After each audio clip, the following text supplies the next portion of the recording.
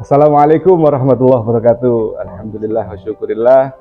Kali ini kita jumpa lagi di acara yang tetap menginspirasi, Pojok Takwa, Media Ilmu dan Dakwah. Alhamdulillah, kali ini kita kedatangan tamu lagi yang sangat luar biasa, yang sangat menginspirasi, dan kebetulan beliau juga senior saya. Kita sambut Mas Haji Ahdiyat Sabril Ulum atau biasa dipanggil Mas Haji Ulum. Assalamualaikum Mas Haji. Waalaikumsalam. Okay. Alhamdulillah di tengah kesibukan beliau masih bisa menyempatkan ke acara kita.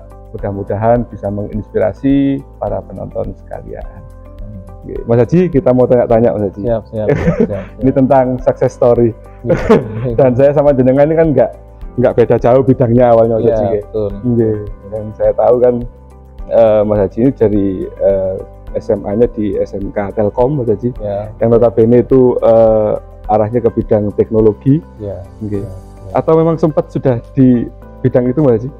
Sudah. Oh siap, monggo ceritakan Mas Haji mulai awal Mas Haji. Ya, siap. Memang kami sama alumni dari SMK Telkom yang memang fokusnya di bidang telekomunikasian. Siap. Jadi setelah lulus dari SMK Telkom, biasanya lulusan SMK Telkom itu bekerja. Siap. Dan kami bekerja di perusahaan Lintas Arta Surabaya. Siap. Anak perusahaan Indosat. Jadi bekerja kira-kira 4 tahun. Ya bekerja sambil kuliah 4 tahun. Ketika lulus kuliah kita mencoba peruntungan baru, kita cari kerja yang lebih baik. Di situ ada Huawei yang menerima kami. Huawei. Jadi kita kerja 1 tahun di Huawei Surabaya, megang Metro Ethernet Telkom di Free 5 Jawa Timur. Oh, Ketintang. Ya, Ketintang. Siap. 1 tahun. Okay. Setelah itu dipindah ke Jakarta, megang Aksis. Siap.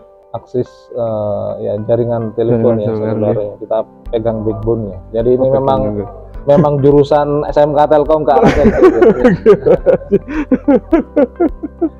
ya seperti itu. Siap singkatnya. Jadi sudah melanglang buana di dunia telekomunikasian. Betul. Daerahnya Mas Haji dari Surabaya? Dari Surabaya ke Jakarta. Huawei di Jakarta. Di Huawei Jakarta 1 tahun. Kita pegang XL Axiata. Siap.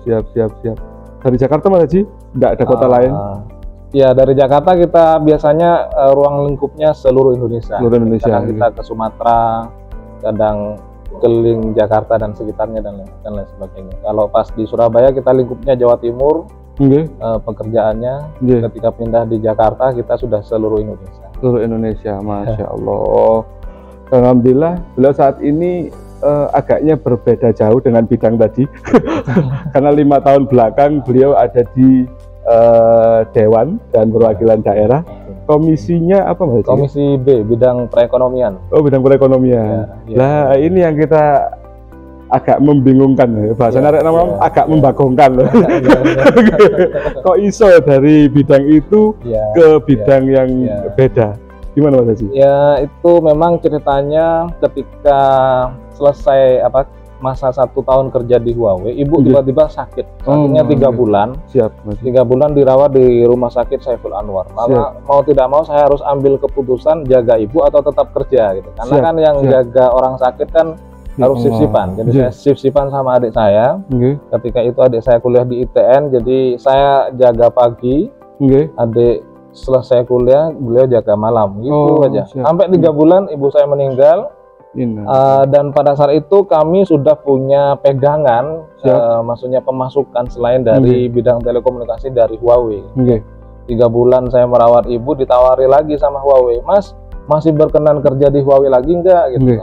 Ya saya membandingkan antara pekerjaan sampingan saya pada saat itu lagi booming online ya, jadi memang penghasilan lewat online, bayaran dolar, euro itu sudah biasa kita pegang pada saat itu. Jadi alternatif saya untuk memutuskan saya nggak lanjut ke Huawei lagi. Pada saat itulah saya tidak berkecimpung di bidang telco lagi. Siap. Jadi khusus kita mendalami bidang online. Digital marketing. Ya, digital marketing. Dari 2010 saya keluar dari Huawei, mendapatkan namanya amanah dari almarhum ibu, pengen berhaji. Jadi ketika masih bujang, tanpa pikir panjang saya langsung daftar haji plus pada saat itu. Masya Allah. Dan Januari daftar, September langsung berangkat. Masya Allah. Di situ sekaligus di tanah suci ya minta doa, selain doa mendoakan ibu saya minta jodoh kayaknya. 2011 ini. 2011 saya berdoa seperti itu. Ya, ternyata kan ketika ingin membadalkan orang tua yang sudah meninggal, kita harus berhaji dulu. Berhaji dulu, betul. Ternyata saya baru paham pada saat sudah daftar itu. Akhirnya solusinya kita badal haji orang lokal. Orang lokal. Jadi sewa orang lokal, badalkan ibadah haji untuk ibu saya. Jadi saya haji sendiri pada saat masih bujang. Alhamdulillah di tahun berikutnya 2012 saya dapat jodoh. Masya Allah. Orang Madiun ya, orang Madiun. Namanya Bu Tiwi namanya. Bu Tiwi. Jadi istri saya. Ya Allah. Saya putuskan untuk tinggal di tengah-tengah karena saya orang Probolinggo, istri orang Madiun. Kayaknya enak di Kota Malang. Di Kota Malang. Iya. Kita mengingat masa-masa SMK. Makanya saya tinggal di Saujajar. Oh, siap. Dari kontrakan di Saujajar dengan pekerjaan online. Pada saat itu saya berkecimpung masuk grup politik itu. Oh. Kebetulan kami tergabung di Partai Keadilan Sejahtera. PKS. Partai Keadilan Sejahtera, Mas. 2014 kita tergabung. Pada saat itu pemilu ya, pemilu legislatif saya tidak ikut menjadi caleg.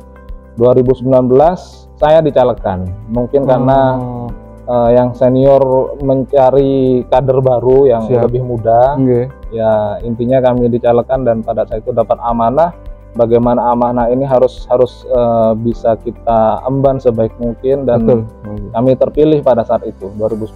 Jadilah kami jadi anggota DPRD di Kota Malang. Kota Malang. Komisi B. Sekarang Komisi B. Komisi B. Siap. Dari bidang yang telco tadi Mas Haji, terus digital marketing sampai pada akhirnya di bidang politik Mas Haji. Perbedaannya yang paling mendasar apa Mas Haji? Perbedaannya sangat jauh dan merubah sosok saya gitu.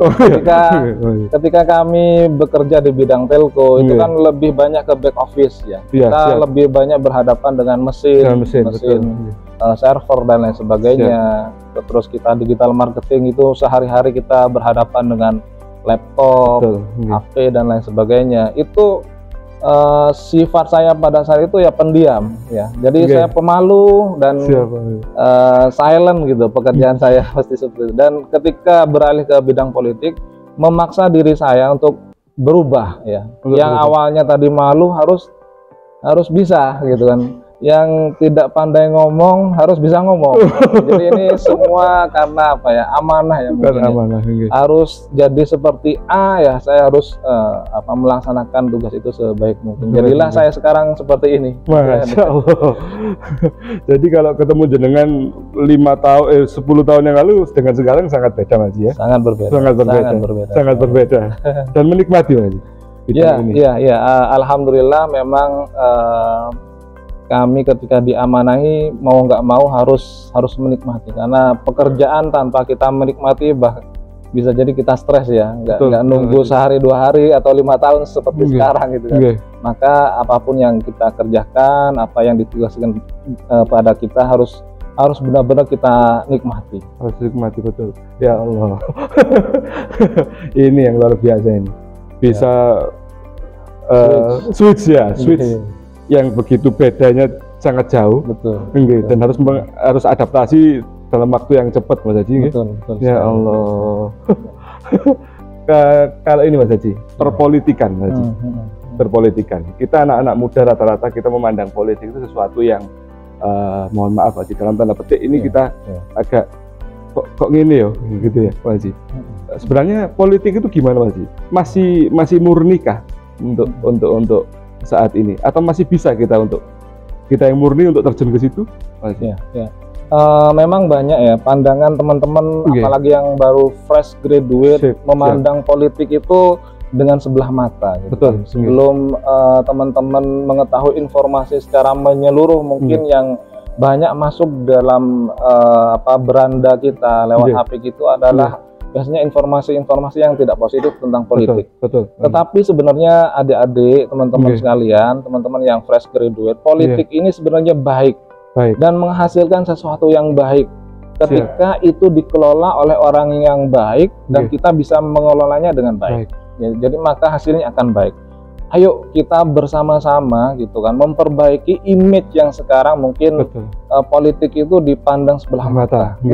Sebenarnya politik itu bagus sekali gitu. Ketika kita terjun 5 tahun ini, bagaimana kita bisa menata anggaran ya 2,4 triliun Kota Malang ditata dengan baik oleh orang baik dan hasilnya akan baik. Contohnya apa? Contohnya keberpihakan kita kepada orang atau masyarakat yang kurang mampu dalam hal pendanaan BPJS. Jadi Kota Malang ini ada yang namanya UHC, Universal Health Coverage. Memang program dari pemerintah Kota Malang, dengan kata lain tidak boleh ada warga Kota Malang yang kurang mampu dan ketika membutuhkan pengobatan secara gratis ditolak oleh pemerintah, ditolak oleh rumah sakit. Karena pemerintah sudah menganggarkan sekira 150 miliar dibayarkan ke kantor BPJS setiap tahunnya. Masya Allah.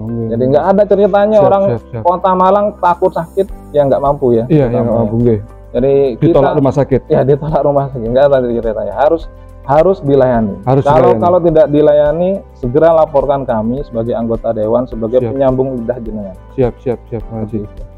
Nah ini ternyata kan tidak sesuai, tidak benar semua lah apa image-nya seperti itu ternyata manfaatnya juga besar sekali. Manfaatnya besar sekali. Ya Allah. Jadi teman-teman muda ini ya jangan sungkan-sungkan atau jangan takut-takut terjun ke dunia itu, Mas. Betul. Intinya kita nggak boleh apatis ya terhadap politik. Ketika kita apatis, apa sih partai itu, apa sih anggota dewan kok mendekati kita, jangan ya teman-teman. Ketika kita tidak berhubungan dengan orang-orang pemerintahan, khususnya teman-teman yang politisi, ini bisa jadi apa yang kita inginkan dengan cara yang bisa lebih mudah melalui anggota dewan yang punya kekuasaan langsung kepada Pak Wali Kota sebagai eksekutor di lapangan, ini menjadi terkendala. Karena ketika kita tidak punya wakil, tidak punya anggota dewan yang bisa menyalurkan aspirasi secara langsung, maka aspirasi kita biasanya liar ya, bisa jadi lewat medsos. Tetapi apakah didengarkan oleh pemerintah? Kan tidak mesti. Tapi kalau aspirasi jenengan lewat kami anggota dewan, secara resmi kami menampung ya aspirasi itu, kita membawa aspirasi di dalam rapat-rapat yang memang resmi dengan pemerintah Kota Malang. Gimana kita carikan jalan solusinya ya, dari permasalahan yang diungkapkan kepada kami, seperti itu ya. Masya Allah.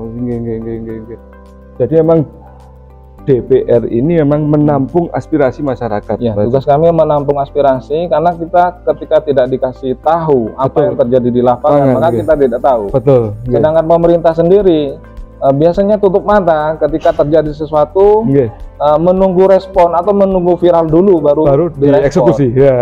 Siap. Biasanya seperti itu. Tapi mudah-mudahan pemerintahan kita lebih baik lagi. Amin. Asalkan diisi orang-orang baik, Mas. Iya, betul. Kita perlu mengisi ruang-ruang pemerintahan. Betul, Mas. Nah, pesan-pesan buat anak muda, Mas. Pesannya untuk politik, Mas. Pendidikan politik itu penting sekali. Janganlah kita terlalu apatis terhadap politik. Ada baiknya kita mencoba untuk masuk ke dunia politik, karena politik itu menentukan harga sembako di rumah kita. Kebijakan itu bisa jadi dari pemerintah kota, pemerintah provinsi, pemerintah pusat yang menentukan harga pada saat itu. Ketika kebijakan sudah didok, peraturan daerah, peraturan provinsi, peraturan pemerintah, undang-undang sudah didok, akan berlaku menyeluruh ya dalam setiap lini-lini kehidupan sosial kita, termasuk harga sembako yang sekarang. Siap. Penting sekali kali. Penting sekali. Karena terkait dengan kebijakan. Betul. Ya Allah. Terima kasih banyak, Mas Haji. Atas ilmunya, atas inspirasinya, menyemangati kita, dan kita seyogyanya tidak apatis lagi lah terhadap politik. Dan saya tunggu untuk podcast selanjutnya Mas Gaji. Siap. Kita akan lebih mendalam lagi ke sendi-sendi politik Mas Gaji. Politik yang bersih, yang murni, yang memang manfaat buat masyarakat. Terima kasih banyak Mas Haji atas hadirnya. Mohon maaf kurang hormat gitu. Dan untuk teman-teman Pojok Takwa, tetap ikuti kita karena kita akan terus menampilkan ilmu-ilmu yang insya Allah menginspirasi dan bermanfaat. Terima kasih. Wassalamualaikum warahmatullahi wabarakatuh. Waalaikumsalam warahmatullahi wabarakatuh.